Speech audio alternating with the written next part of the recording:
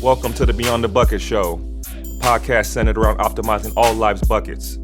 We all have buckets we are balancing: coaching, entrepreneurial ventures, family, passion projects, and health. Let's all take this journey together and become bucket fillers. And here's your host, Chris McSwain. Coach Sam Piraro has amassed over 800 wins as a Division I baseball coach during a 25-year span. Coach Piraro has developed a mindset to attack every day with enthusiasm, passion, and grace. These are also the same attributes he used during his coaching profession. Coach Piraro is a master at developing culture, finding a way to win no matter what the circumstances are, and cultivating a winner's mindset during tough times. His theories were put to the ultimate test when he was diagnosed with a rare cancer in 2002, multiple myeloma, which has a very low success rate for those who are diagnosed. Coach Piraro and I discuss how his mindset has allowed him to be a successful coach, father, husband, mentor, and cancer survivor. Before we start, if you have 60 seconds after this podcast is over, please make sure to subscribe, rate, review, and share this podcast with your friends. Helps me bring on more guests to help us all become better bucket fillers. Also, follow me at Chris__McSwain on Instagram and Twitter. I'd love to hear from you. Now let's get to the show. Coach Sam Piraro, welcome to the Beyond the Buckets podcast. It's a pleasure and an honor to have you. Chris, it's always great to talk to you, and thank you for having me on your show. Well, thank you. Well, let's get right into it.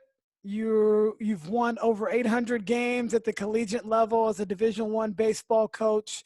You had multiple seasons with a winning record. You've never had a season where you had back-to-back losing seasons. And I think in your 25-year career, you only had 3 total losing seasons. Tell me how you were able to remain so consistent throughout that entire term as a head coach. Well, I was fortunate, Chris, that I had a combination of outstanding players and assistant coaches. That is the number one thing, as we know. Yes. I was very, very blessed in that area, and at the same time, we tried to create a culture that was conducive to being successful and making adjustments going forward if we needed to. Right. And talk about the people that you would bring into the program. What were you looking for in the assistant coaches and, some of the personnel that helped on the day-to-day basis? Well, hiring and recruiting, Chris, are the 2 major things in our business. Mm-hmm.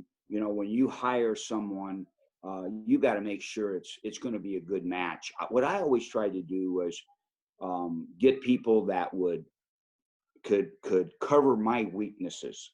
So if there was an area that I didn't feel maybe I was as strong in, I would try to bring somebody in that could cover that for me a little bit. Loyalty was very, very big with me. I just don't think there's a substitute for that. I always wanted to know about the person. What kind of person was he? Sure. And what how he what kind of teaching abilities he had, and just work ethic.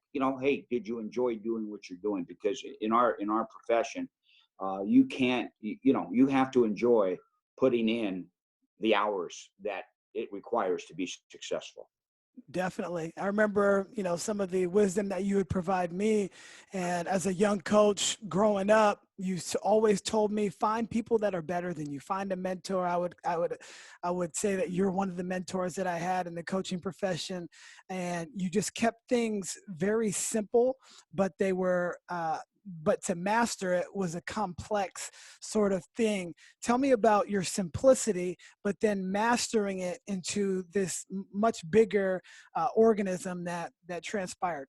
Well, I think as a coach, you have to have a coaching philosophy. And I think, first of all, the people around you have to understand that. So whether it's the players or assistant coaches. So I always felt, Chris, the first team meeting that you had with your team was the most important meeting that you were ever going to have. You only get Sure. one first team meeting. You Right. can have 100 team meetings, but none of them will be as important as that first one. So when the people left that day, they left that room, they had a basic understanding of what your coaching philosophy was. For me, it all stemmed from very simply, we're not going to beat ourselves.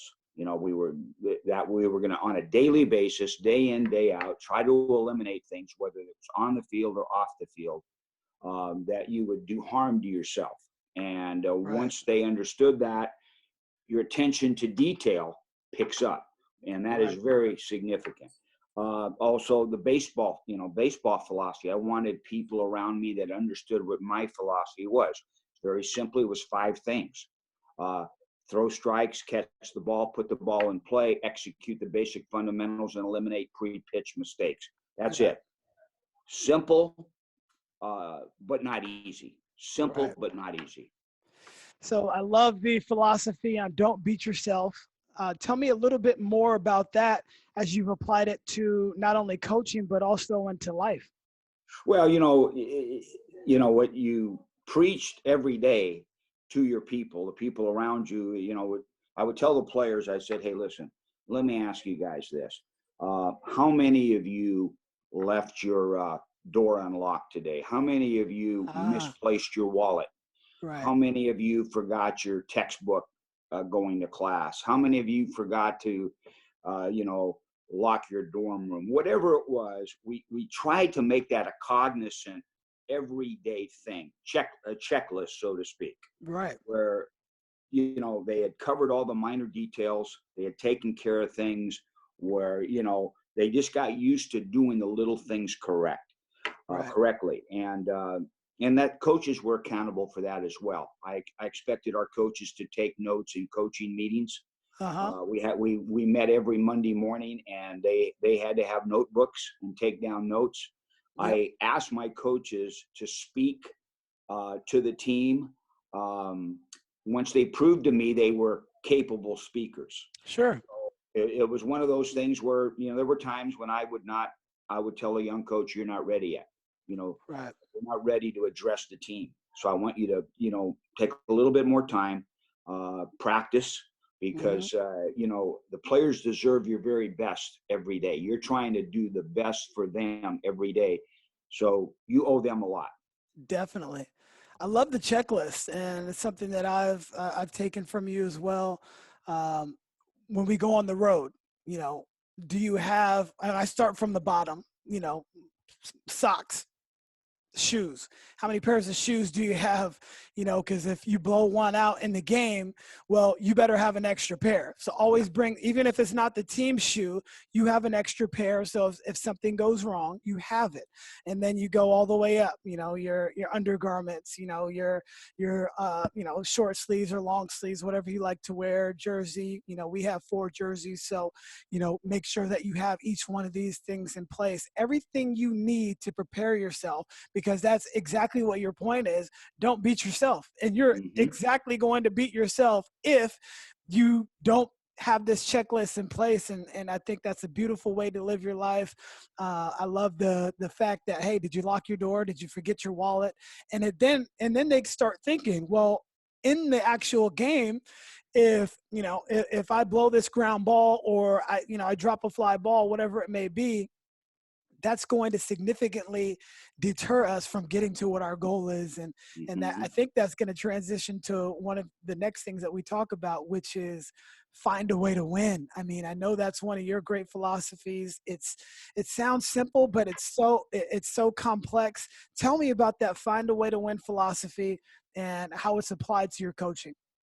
Well, I think every coach starts with the premise that it's very difficult to win. Yes. Winning is really hard. Uh, Say that again. I love it. Yeah.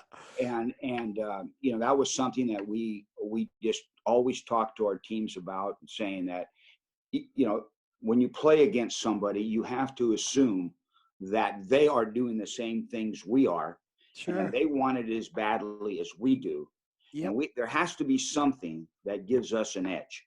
And it's just not, there were times where I felt we had better teams than the opponent. There were times where I felt the opponent had better talent than us. Bottom line was we had to find a way to get it done. So it's a mindset, number one, Chris. It's a mindset. And then it gets back again to your preparation.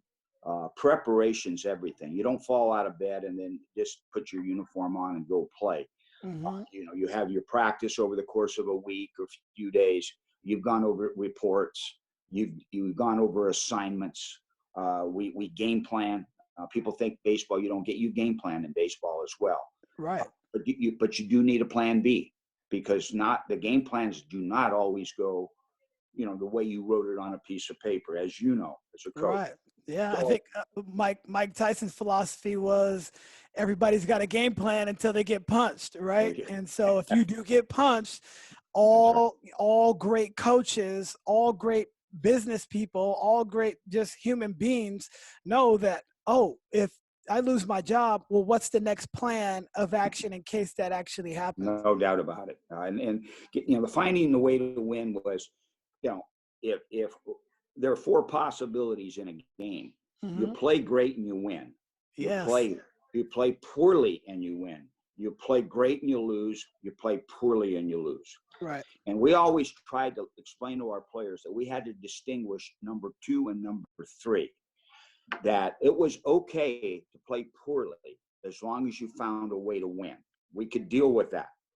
We weren't just happy playing well and losing. And sometimes, 2 and 3 could get confused there. I wanted the guys not to, oh man, coach is going to be upset with us. We made 3 errors today. We struck out 7 times. We botched up a double cutoff. Hey, listen, let's find a way to overcome the mistakes. Find a way to overcome the erratic play on that given day. Right. Find a way to finish. Find a way to get the job done. We'll fix the mistakes, but don't use that as a crutch to lose. So you have to find a way. And the mindset, you have to eliminate the fear for the players. They have to know that, you make mistakes, that the coach is not going to, totally take you apart, because that can break your concentration. And then you will not get the job done, and you will not win the game that day. A couple of things that you mentioned. One specifically, that winning mindset.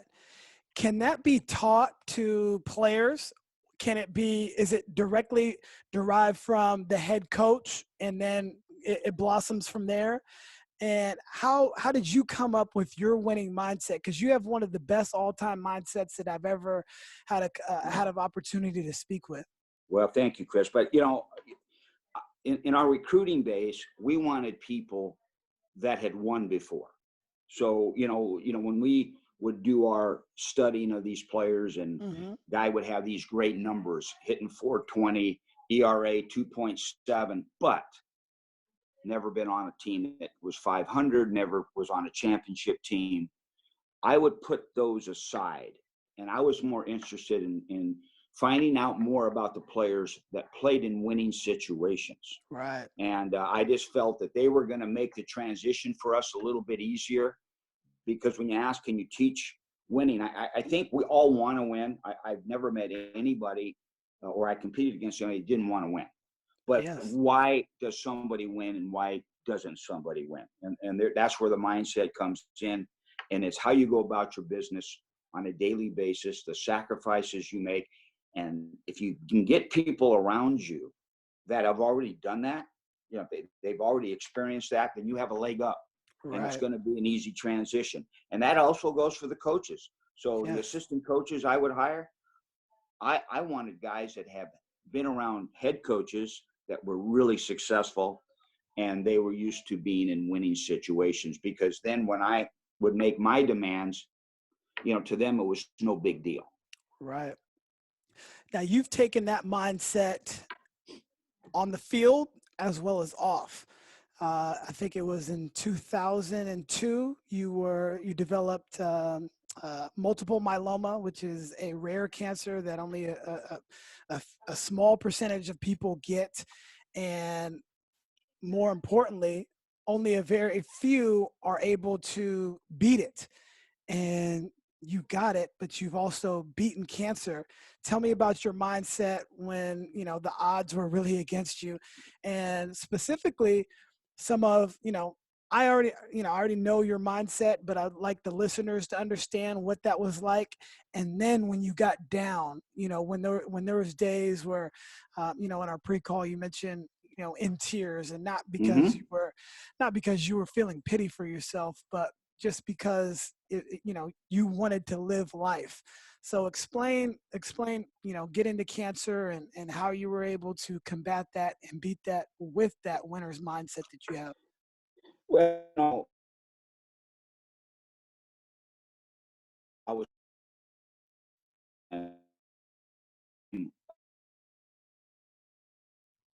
in terms of how things were going at San Jose State. Can you So hear me? yeah, I need to cut Okay. that part. So after the question, just start from there. But yeah, the connection went bad. But I think Okay. we're good. Three, Uh, 2, 1. so, being diagnosed at age 50 was a very difficult thing for me to accept. Um, I I honestly feel, Chris, I had the illness a year earlier, but when you're coaching, you're working all the time, and you tend to put things aside, so to speak. Right. So finally, when our team doctor is the one that made me, he took me in and put me through a CAT scan and MRI, and broke the news to me. At that point in time, I understood that I probably was going to have to stop my coaching career for a period of time. Yes. And I was fortunate. The administration at San Jose State was really supportive of me. I had been offered the Cal Poly job that summer, and really flirted with that possibility of taking the Cal Poly job. Right. Fortunately, I didn't take it because I think I would have been in a real heap of trouble as far as being left out in the cold, so to speak. Sure. Well, the doctors, most cancer doctors are very honest with their patients. I mean, this is not a flu. It's not a cold. Cancer is serious business. So they leveled with me. They let me know what the deal was. Hmm. So there were people that felt I was pretty much, that was it for me. Um, that I had my one of my assistants. I'll never forget this. When I said, I want you to take over the team, blah blah blah blah. He said, "Are you going to fight this thing, Coach?" And I looked at him and I said, "Doug," I said, "What do you mean? Am I going to fight this thing?" He says, Uh-huh. "Yeah." He had gotten on the internet and read all the numbers and this and that. And I said, "Well, I'm going to give it my best shot, and you know that." And to this day, when we talk, that resonates with him, because Sure. I don't think he meant to say it the way he did. But Right. when I met with all the doctors, and they were encouraged by my attitude, Chris, And meaning that and you know they told you not to look at the internet and yeah, that was one of the first things the doctor told me. did you during No, that time? did not. Okay. Oh, no, no, I know I'm not going to do that. And I I love wanted that to. because you didn't want to put the negativity in your mind. No, no, Yeah. there And was no time for negativity. and so when So Doug mentioned that to you, that probably that negative energy probably got into his mind, yeah, saying coach isn't going to make it. And so that's yeah, probably the reason why the conversation went the way it did. yeah, and I think I received hundreds of letters from people.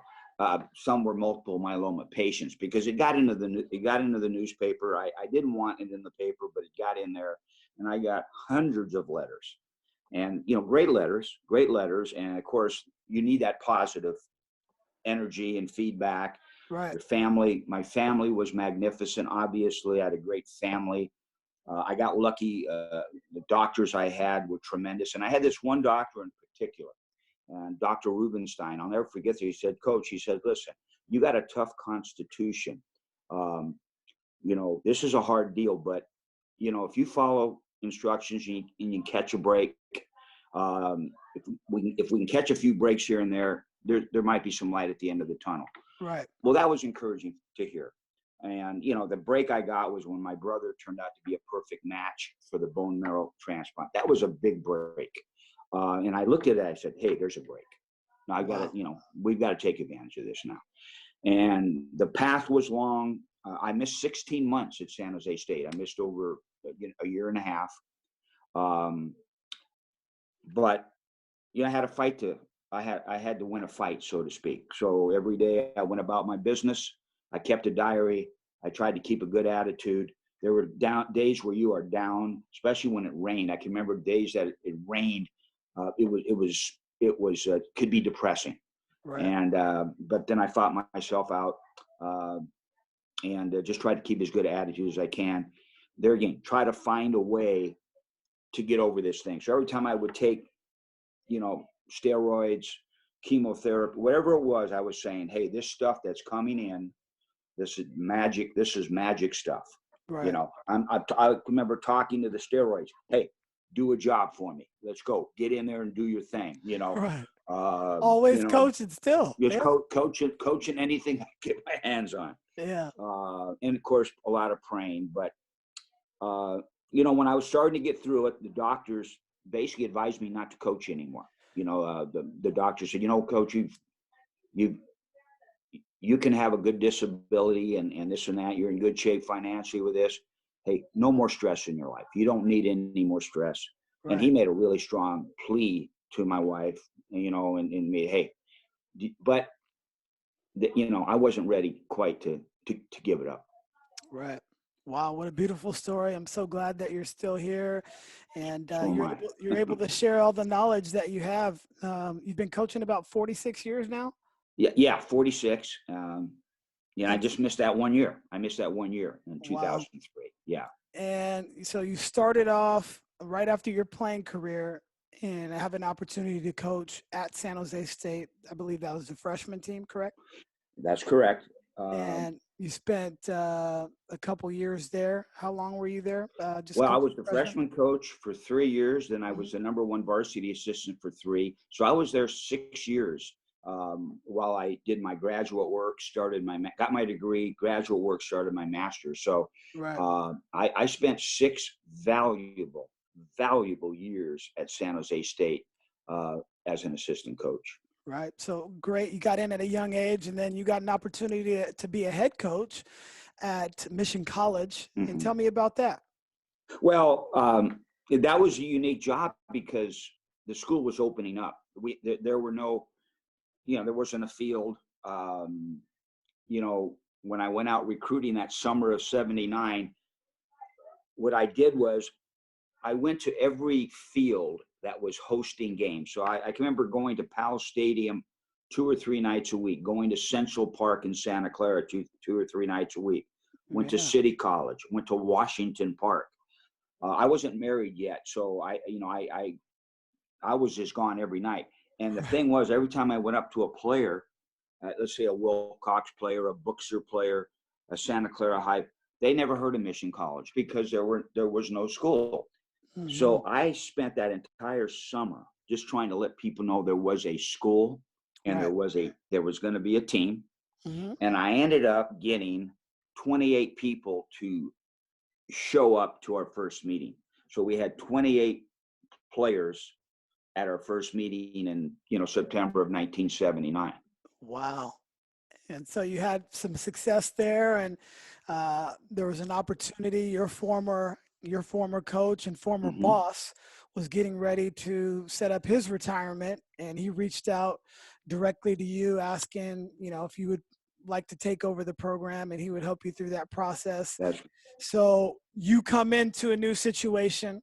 You obviously have a lot of respect for your former head coach. And now, people are asking you, well, okay, what are you going to do to put this program on the map? And talk about that dynamic going into a new program, things that you did then and things that you would do now when starting at a new program. Well, I mean, the 6 years I had spent there, Chris, was really important to me because I had an idea what the level of competition was. So mm-hmm. I wasn't stepping into something that I was totally blind to. Right. But we had a lot of limitations there. Before I actually took the job, they gave me the budget, and the budget, was, we had 2.5 scholarships, and the NC2A at that time was 13. We had no paid assistants. We had a recruiting budget of $1,000. I mean, so the business manager asked me, why are you taking this job? Why are you doing this? And I said, well, because, I always want to be a Division I head coach. This is an opportunity. I'm going to see if I can do it. Right. So Coach Mingus, who I worked for 6 years, was a wonderful man to play for and to work for. Players loved playing for him because he let you play. He let you play. He was, even though he was a very tough man, he never really put any pressure on the players. He was loose with them. Right. And that wasn't my style. I always felt that if I ever got a head coaching job, that I would do things a little bit differently, Right. and without being disrespectful to Coach Mingus. So when I got the job, I had to balance that out, in terms of how I went about it. So I wanted to make sure I praised Coach Mingus every time I could. At the same time saying, well, no, I'm going to try to implement some of the things I believe in. And I had given it a lot of thought over the years how I wanted to do it. Now, that being said, I did not do a good job that first year in terms of, rallying the group that was there, because I didn't get a chance to recruit. I inherited every player that was on that team, and they hadn't been doing well. And, I told them, I said, hey, listen, I'm not going to allow, this style of play to continue. This is unacceptable. If you don't follow along with me, you're going to get pushed to the wayside. I'm going to eliminate you from the program. Right. Now, I think people do that. I think people do that. But as I think about it, and today when I talk to young coaches, I say, don't do that. Try to, you didn't recruit these guys, but Right. they're still your players. They're your players. Well, you can't say, well, no, I didn't recruit. No, they're your players. Your job is to get them to be as, improve them, get them better, get them on the same page. And we ended up having, a decent year, but I was regretful on how I was. And to this day, when I see a player on that team, I go up to him and apologize to him. And I say, hey, I'm really sorry the way I handled this situation. I could have done a better job. So in coaching, we need the players. The players make or break us. That's Right. just the bottom line. And you can't go, I don't care how much you know, I don't care how knowledgeable you are. You could be the greatest X and O guy in the business. Right. You could be a great tactician. But if you can't get your players to buy into what you're doing and make a commitment, you will not be successful. And that is, I think, the real key. As you know, Chris, as a successful coach, you're a championship coach yourself. You know that. Yeah. And you have to get the players to join in with you. Right. Yeah, I think you hit the nail right on the head. Early on in my coaching career, I wasn't really a relational type of person. I was more of a transactional coach. Come to practice, work hard, go home, that sort of thing. But over the years, I've seen a big difference in the way my teams compete because they trust me. I trust them. I know them a lot more than, in when I first started, because I was like, oh, I'll show them with my X's and O's. I'll show them with, the defensive concepts or the offensive concepts that we want to use. And to your point, you're right. I mean, that's the relationships are everything, and the players.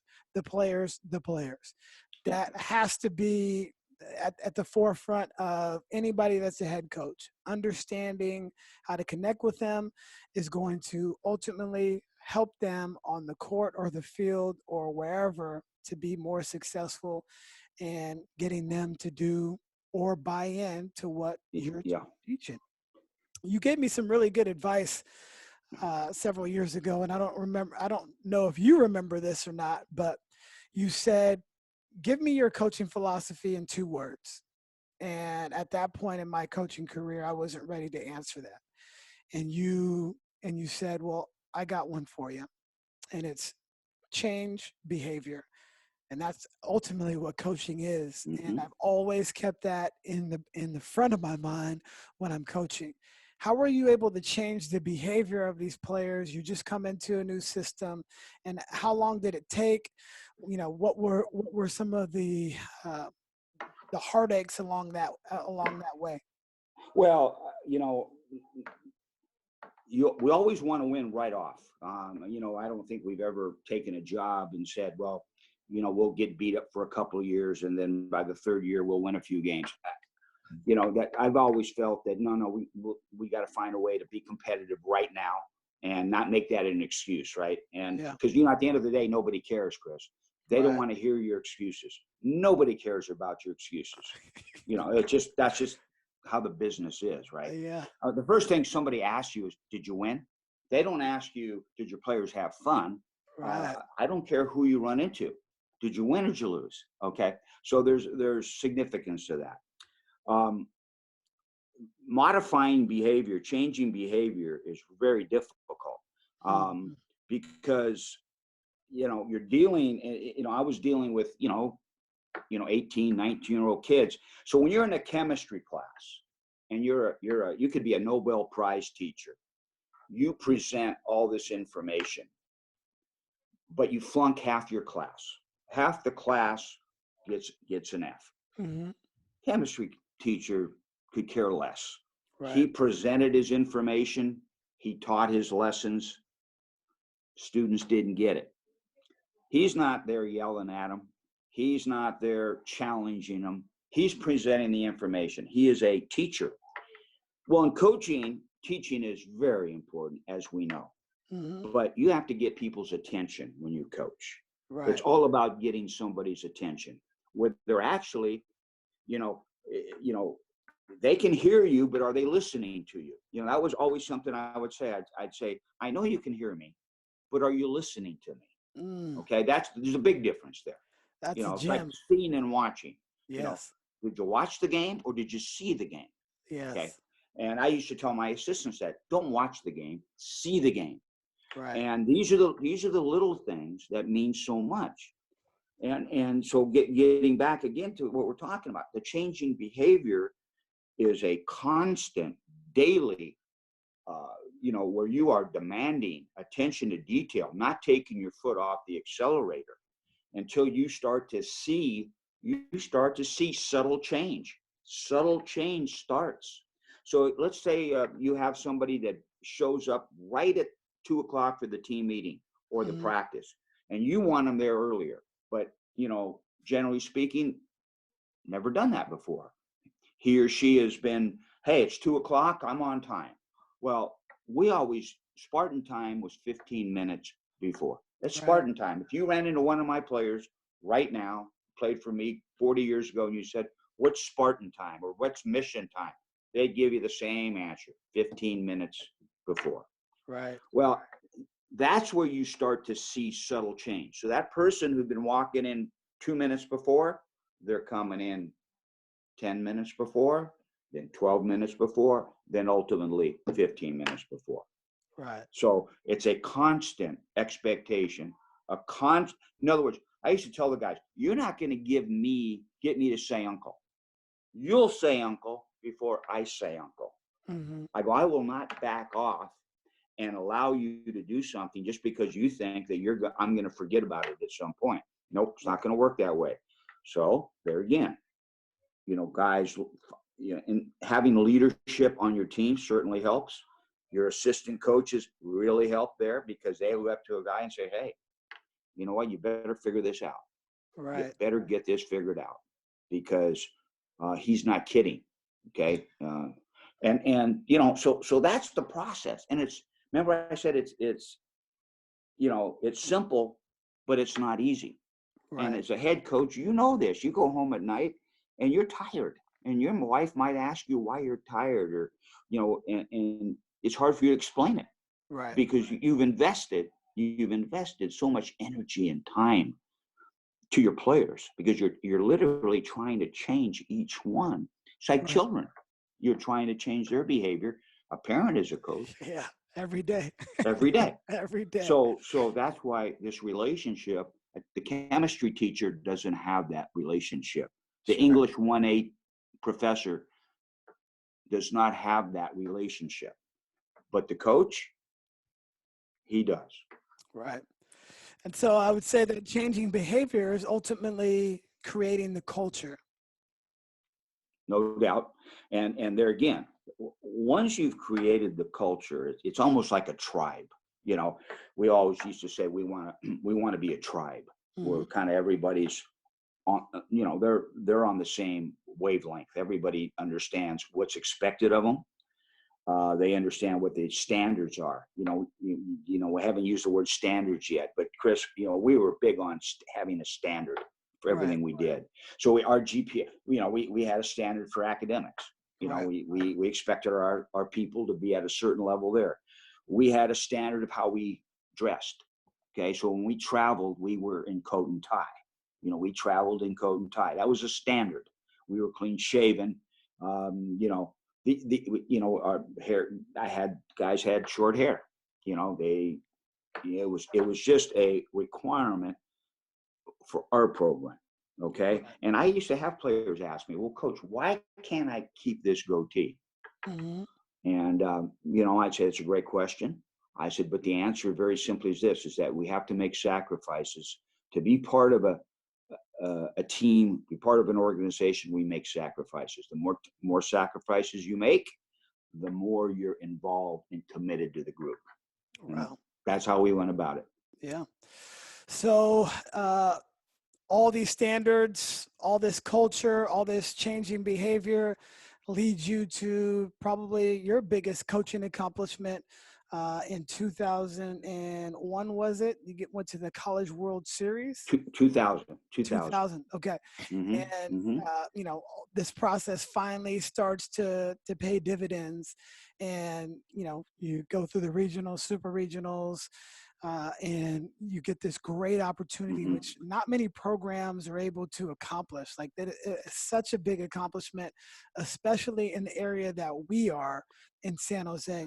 Tell me about how that felt and just getting to that moment and all the things that you did over year after year after year and how they ended up paying those dividends.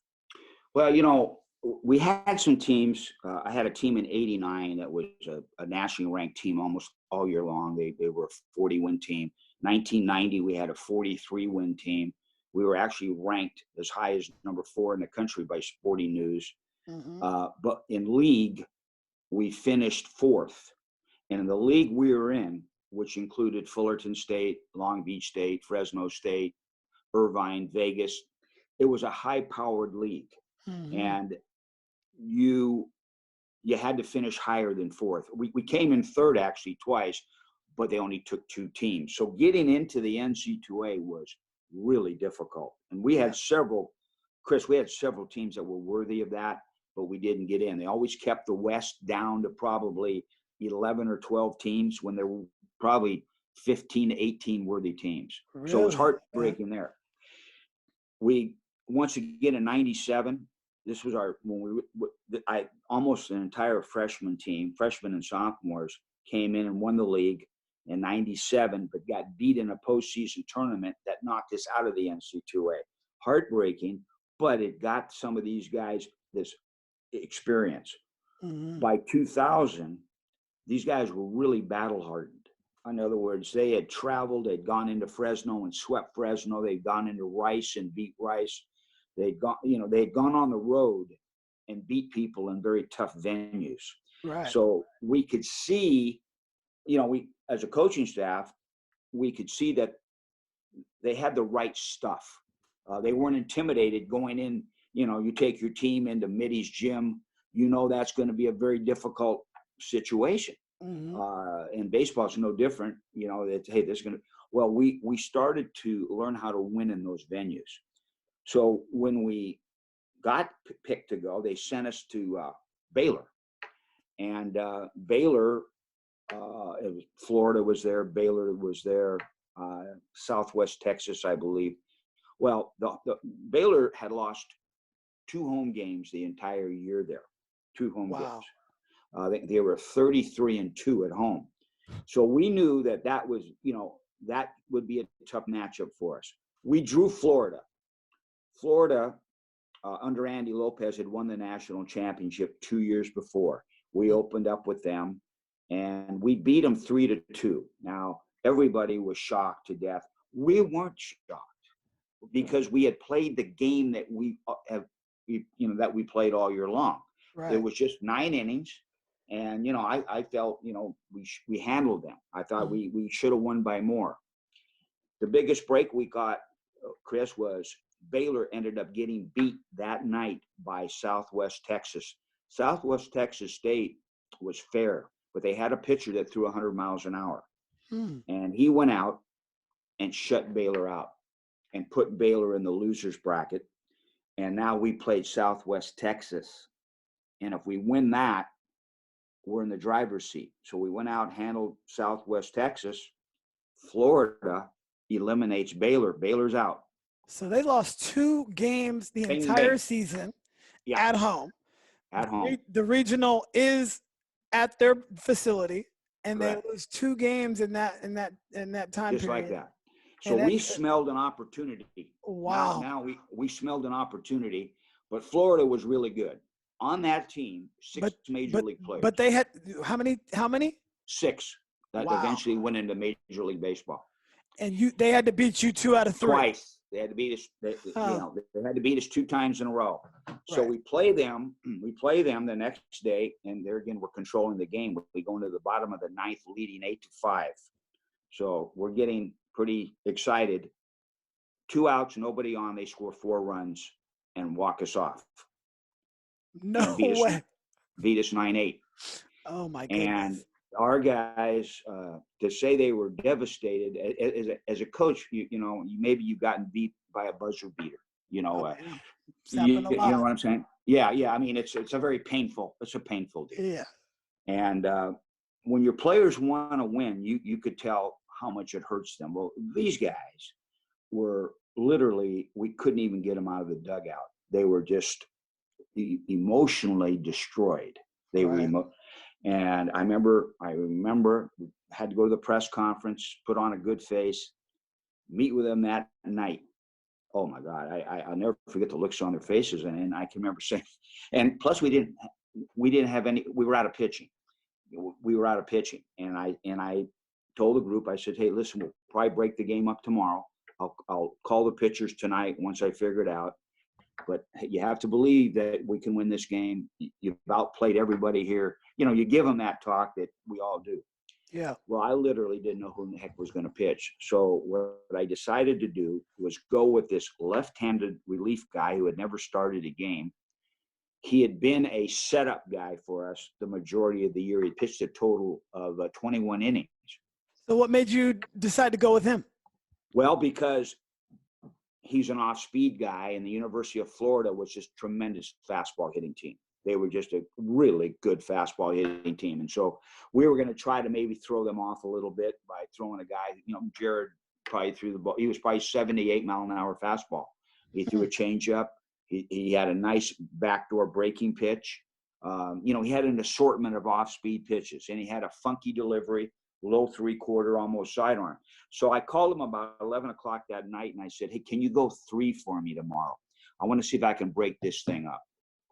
Can you give me 3 innings?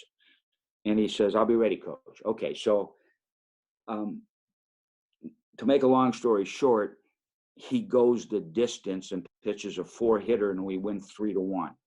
And I'm not making this up. I mean, it was in the 90s. Humidity was unbelievable. My son Jason, who his job was to wave a towel in front of Sandler in between innings. Wow. So he could. And this kid went 9 innings and beat Florida, and we won the regional. And it was we were ecstatic about it. We got home, and we found out we had to go to Houston in 2 days. And Houston they had just beaten Rice was in the top 3. So we had to go back to Houston, and nobody gave us a shot there. And we ended up winning 2 out of 3 there, which was really hard to do. So these guys were really battle hardened. Let's just put it that way. So we ended up going to Omaha. We had to turn around and go to Omaha. Actually, got back. I had to go to Omaha in 2 days. Guys were in final exams. had moved out of their apartments. I mean, we were like vagabonds. And Right. we ended up playing Clemson in the first game, and Clemson beat us 10-6. Mm-hmm. We had many opportunities to get back in that game. We stranded a lot of guys, so I was disappointed with that. And then we lost to Louisiana the next game 5-3 in a game that was just tit for tat. Could have gone either way. We played a solid game there. And, I wish we could have stuck around longer. It was a great experience for the players. One of those things, Chris, when as a coach, I want to go to the Final Four. If you're a basketball coach, that's the ultimate goal of yours. You want to go to the Final Four and win Right. a national championship. And so I was very, very proud of that. No, you definitely should be. What a great story. I didn't know about all those turns and Yeah, detours a lot to of twists and get turns. there. Awesome story. It really is. Now, you mentioned your son, Jason, and you've got a beautiful wife, Joanne, and a daughter named Jenna. You've been able to kind of bring your family along for this journey. I think it has really made for just a great environment. Tell me about how you brought your family around to make them feel part of it, and how you were able to, basically balance being a family man as well as being an elite level coach at the Division I level. Well, I think, and thank you for your compliment of my family. They are tremendous. Starting with my wife. I mean, we had dated 3 years prior to getting married, and I was those 3 years I was an assistant coach at San Jose State, and I wasn't getting paid. Okay, and so after the third year, I can remember that we had a conversation, and she was inquiring about, do you want to keep on doing this? I mean, I know you really like it, and it looks like you're pretty good at it, but pretty hard to make a living with one salary, so to speak. So I asked, I kind of encouraged her to give me a couple more years to try this, and as it turned out, that's when the mission job opened up, and so that worked out. But she really had to carry the load for our family for a number of years until I got myself situated. Right. And so, she was very supportive, always, went to games whenever she could, understood, how my personality, which, I didn't like losing, so I was not happy when I didn't win. Sounds familiar to me. Yeah, you know how that goes. And Jason, took a liking to it, baseball, and I tried to, take him with me as much as I could. Took him to games. He was at the College World Series with me in the dugout. He was my bat boy for a number of years. Jenna went to the College World Series. She used to sing the seventh inning stretch at every home game. So, my wife handled the postseason banquet. So I involved them, but it wasn't like I was twisting anybody's arm. Right. They enjoyed it. I was lucky because, divorce rate's high in coaching. Absolutely. And it's high for a reason, because the profession, to be good at it, you have to, even when you're home, you're not home. Yeah. I can remember on a rare vacation, we would go on vacation, and my wife would be, you're not listening to anything I'm saying, because I was thinking of a couple of calls I had to make, or summer school, somebody in summer school. You guys are going to Hawaii every year, right? Oh yeah, and that was a reward for her. That was actually a camp I had to work. She had more, I worked it, and she took advantage of it, but she deserved it. My point is, if you don't get the right one, you're probably going to be on the losing side, one way or the other. No doubt. One way or the other, and maybe both. I identify with that perfectly. I mean, you have to have the right person. Madison, for me, is the right person. She allows me to do all these things and cultivate and foster other children I have to be a husband and a father to my own kids. So, you definitely found a rock star in Joanne. And yeah, I agree. And there was one question that Joanne asked me, and I didn't have a good answer for her, but it was one of the greatest questions that's ever been asked to me. She said, "Can I ask you a question? Why is it that you give everything of yourself to your players, but you don't to your kids?" whoa. And I said, "What do you mean by that?" And what she meant was, the discipline that I had with my players. When I Huh. would get home, I just wanted to play around with them, Jason and Jenna. Do you understand what I'm saying? No, I do.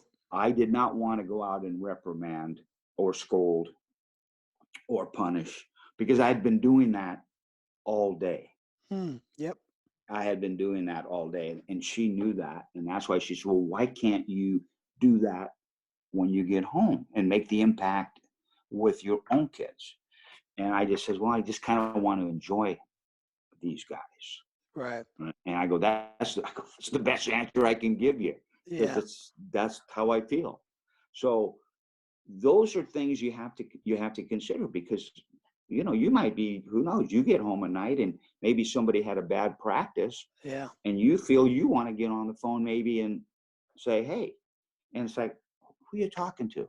Right. "Well, I'm talking to," and sometimes that's hard to understand. No, it is. Yeah. And There'll be times where I get up at 4 a.m. and I got to watch the previous night's game. I want to see that if it's tagged and what we shot, absolutely. where did we get our looks? Were they good looks? And you just constantly got this thing churning in your head.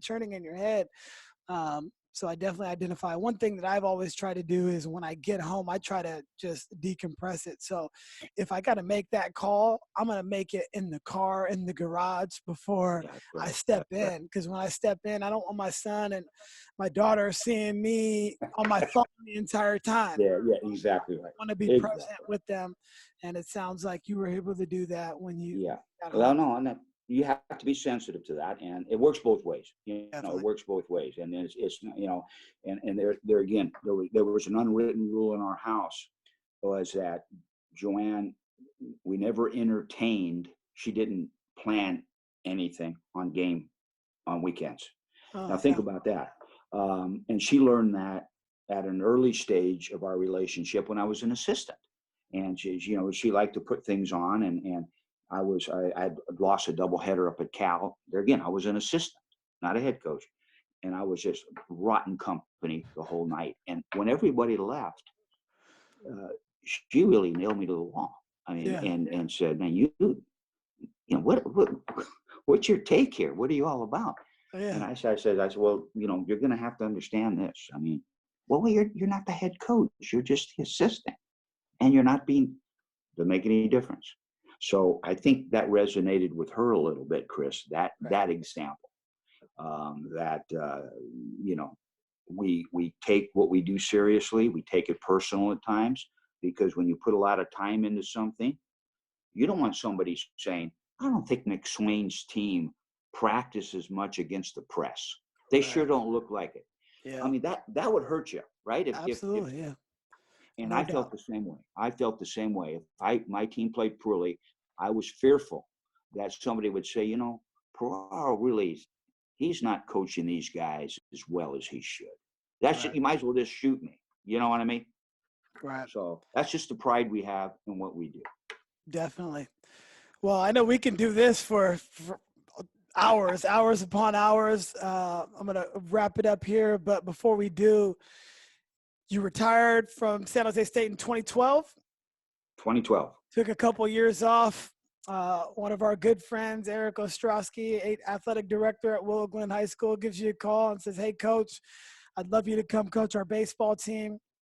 Tell me about that process. And then after that, you were able to do something that was really special, coach with one of my best friends, Nate Mhm. Anderson, and also your son Yeah. Yeah. after your time at Willow Glen. Tell me about that.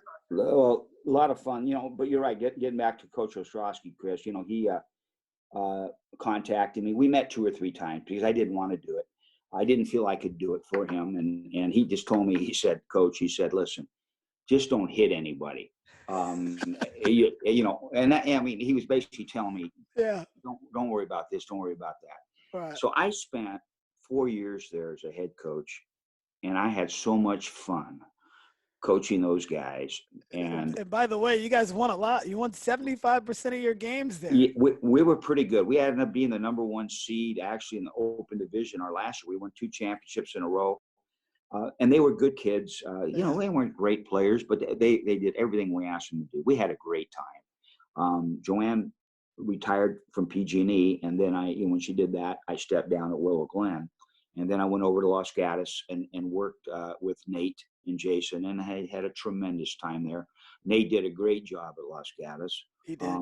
He really, I thought, was a perfect coach for that program. He knew how to balance all the politics that goes along with a program like that. Sure. Players liked him. The parents liked him. I loved working for him. He let me coach, by the way. I really appreciated the fact that, I just wasn't a wooden Indian for him. He it's hard as a head coach to give up certain things, and he allowed me to do that. And then getting to work with Jason was great, because when Jason worked for me, it was a little bit tougher. He had a, pretty tough job working for me at State, but This was more of a, we had some social fun.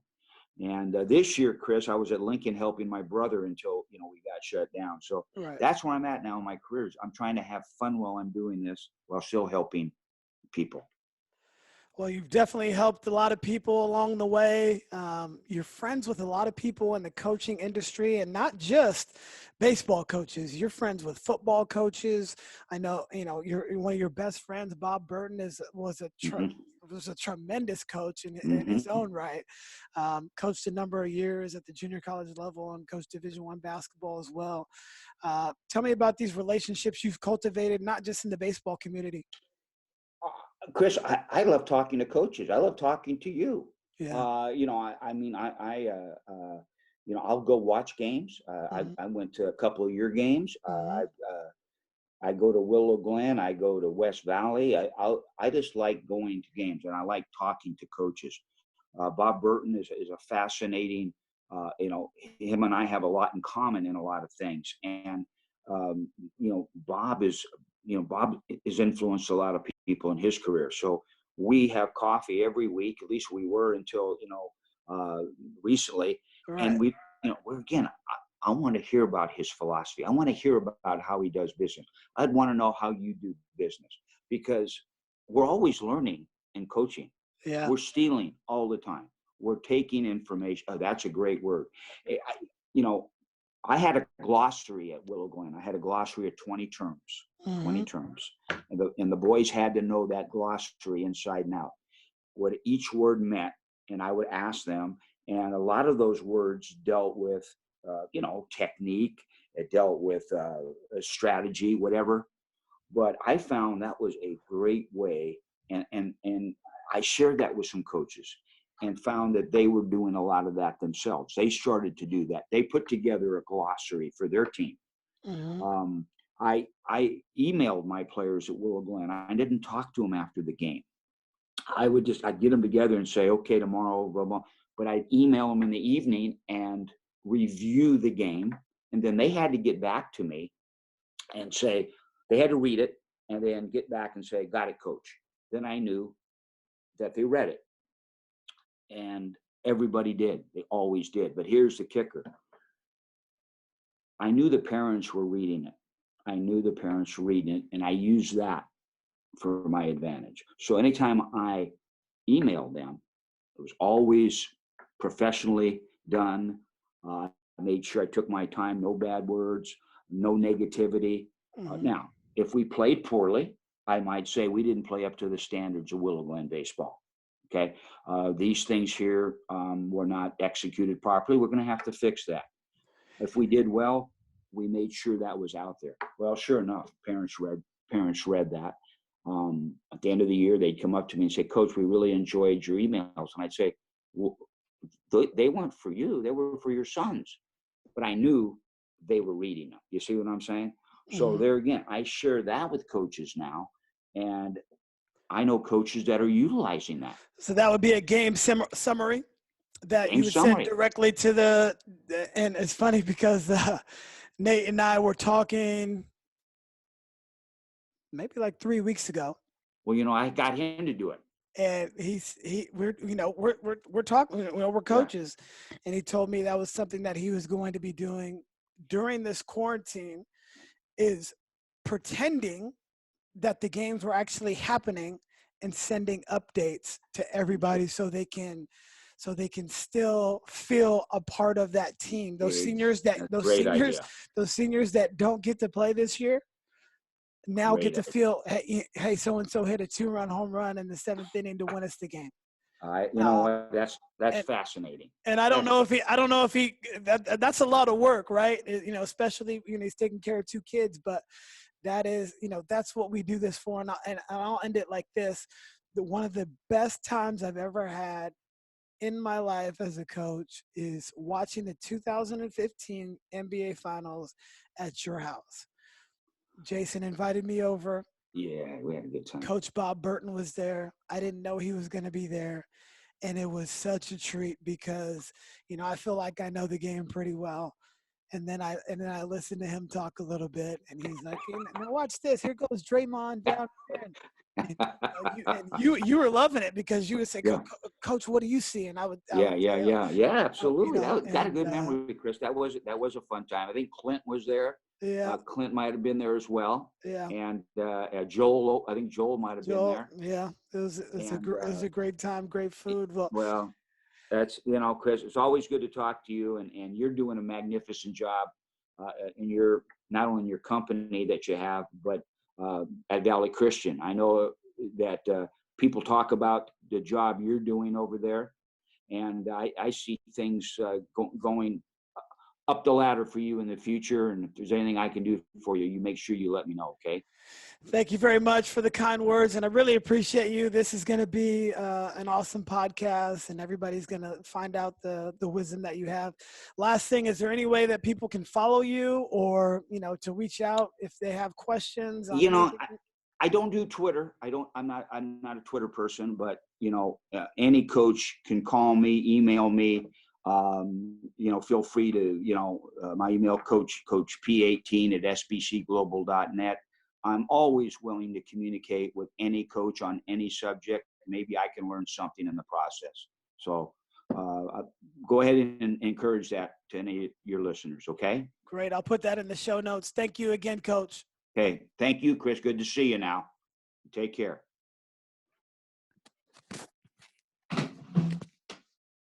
Thank you for listening to the Beyond the Buckets podcast. Please remember to subscribe, rate, and share the show with your friends. And until next time, take care.